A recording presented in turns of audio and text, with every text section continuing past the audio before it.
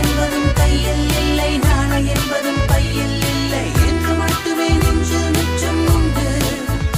தோழா முத்த குத்துக்கள் யாருக்காக? மொத்த பூமியின் குத்துக்காகத்தான். அன்பே, நேற்று என்பதும் கையில் இல்லை, நாளை என்பதும் பையில் இல்லை என்று மட்டுமே நெஞ்சில் மிச்சம் உண்டு. தோழா முத்த குத்துக்கள் யாருக்காக? மொத்த பூமியின் குத்துக்காகத்தான்.